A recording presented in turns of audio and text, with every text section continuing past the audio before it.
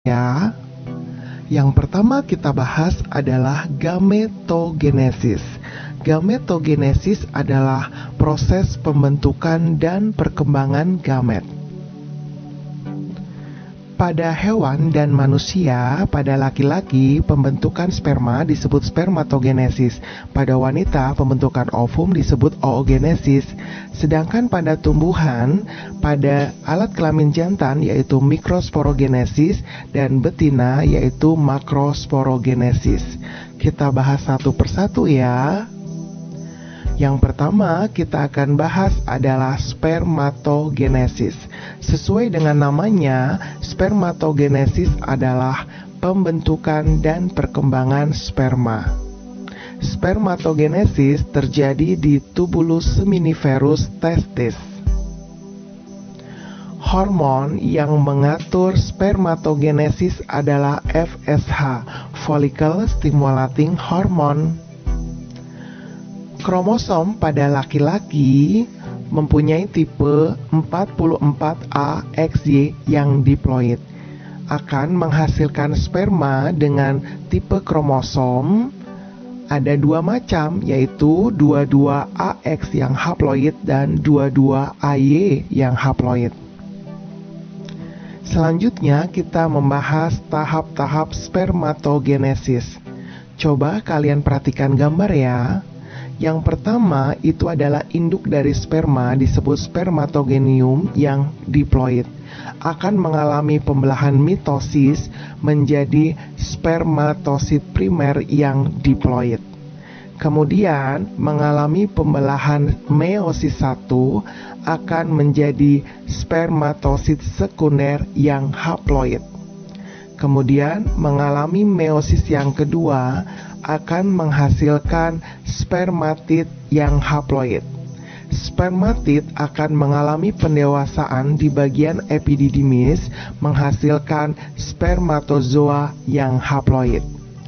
Jadi, satu spermatosit primer yang diploid akan menghasilkan 4 sel spermatozoa yang haploid yang semuanya fungsional.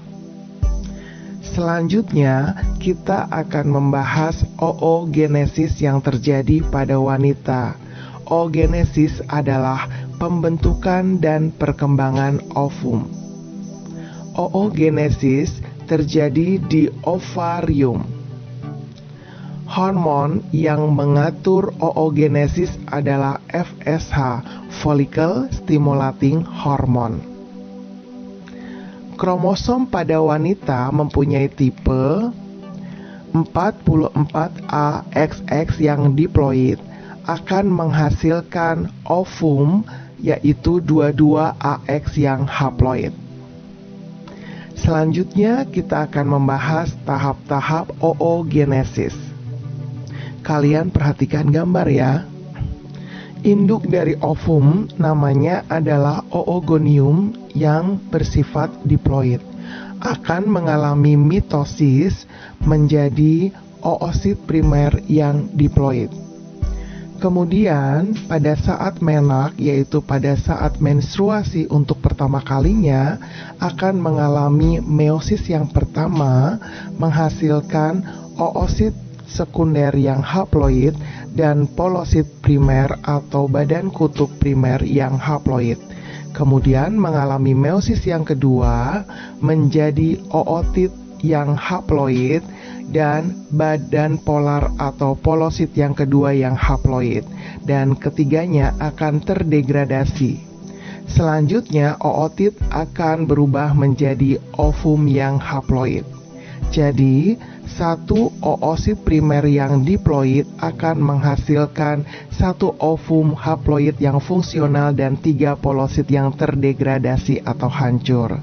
Kita bahas soal ya. Perhatikan gambar spermatogenesis di samping. Yang pertama adalah spermatogonium mengalami mitosis menjadi spermatosit primer, mengalami meiosis 1 menjadi spermatosit sekunder, mengalami meiosis yang kedua menjadi spermatid, dan mengalami pendewasaan menjadi spermatozoa. Jadi jawabannya adalah yang B.